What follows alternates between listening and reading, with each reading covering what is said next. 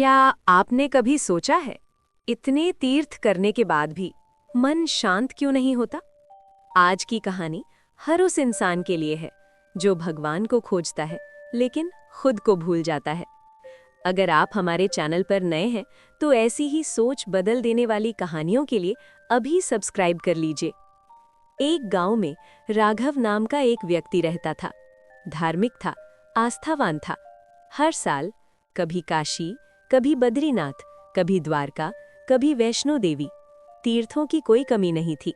लेकिन सच ये था, तीर्थ से लौटने के कुछ दिन बाद ही वही गुस्सा, वही लालच, वही शिकायतें फिर से शुरू हो जाती थीं।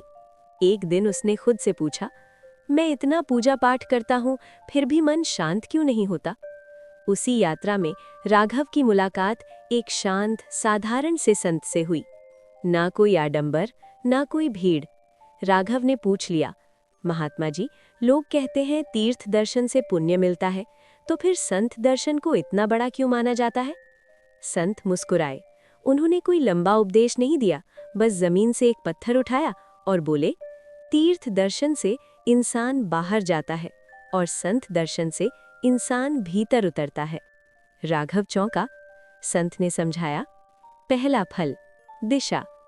तीर्थ तुम्हें रास्ता दिखाता है, संत तुम्हें चलना सिखाता है। दूसरा फल विवेक।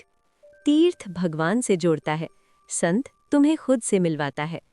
तीसरा फल परिवर्तन। तीर्थ में तुम सिर झुकाते हो, संत के सामने अहंकार झुक जाता है। चौथा फल स्थायी शांति।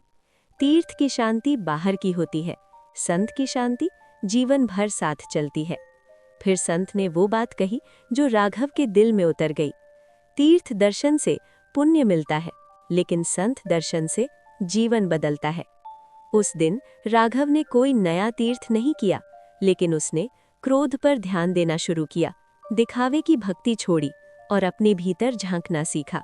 कुछ महीनों बाद लोग बोले, राघव बदल गया है। वो मुस्कुराया, क्योंकि अब उसे पता था, भगवान को पाना आसान है, खुद को पाना कठिन, और संत यही कठिन काम आसान कर देते हैं। इस कहानी से हमें ये शिक्षा मिलती है, तीर्थ दर्शन से एक फल मिलता है, पुण्य।